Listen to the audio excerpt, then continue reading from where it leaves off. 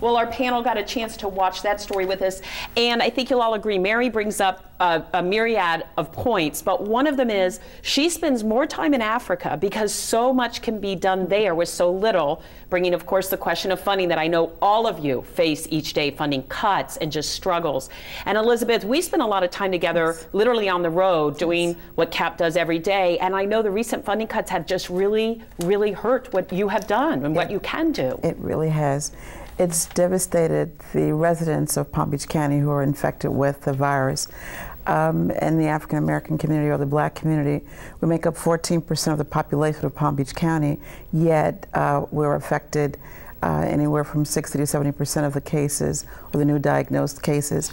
Those people who are disproportionately infected with HIV and AIDS already suffer the let's say the problems with medical care. Right. And when you have an agency such as CAP who provides the referral for services that are desperately needed, when you cut the funds, you cut the care to people who are already at a disproportionate impacted society in our county. And Patrick, the Urban League is known throughout the country really as a political arm for the African American community specifically. So when something like this happens, I mean, do you have anywhere to turn? Can you use politics to your favor to get the dollars back into the county? Well, like you stated earlier, the restrictions that we have right now are large. The funding is weak, it's very shallow, and the need is there and it's growing. Palm Beach County is out of control right now. And we're doing the best we can to talk to our youth, to get them to understand that this is not something that the adults have or something that can affect you, because our youth are very active. They're very active at a very young age.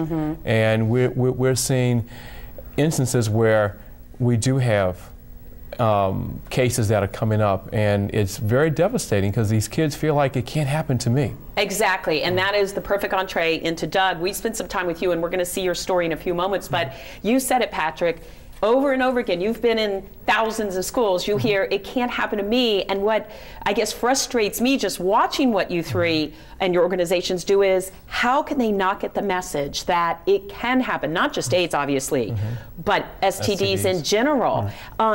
Do you think there is any way to get that message across to these kids? You know, we talk over and over again, and they know that the disease out there. They know that for the most part, 500,000 people have died of this disease. And then I tell them that 50% of all new infections are under the age of 25. So, you know, they're inundated with the information. Most of them don't know all the facts about HIV and AIDS, but this all boils down to decision making. And we have adults have always made bad choices. We all do, and as the young people, they're under a lot of pressure, with peer pressure, and they do make bad choices. And they do not realize that putting themselves at risk, not only HIV and AIDS, but sexually transmitted diseases, teen pregnancies. So all we can do, the biggest problem is changing of habit, or changing of... Which is tough, as we all know. When it comes to anything, that's tough. Right. It's very, very difficult, but all we can do is, all of us, is keep talking to the young people and over and over and over again. And I think the folks like us, we reach kids. Do we reach all of them? Absolutely not. But at least you reach some. And that's just what the woman you're about to meet does each and every day. She grew up in Boynton Beach and found out she was HIV positive after a family member was diagnosed.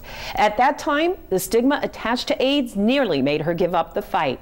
But as you're about to see, she overcame the obstacles and is now using her story to help others do the same.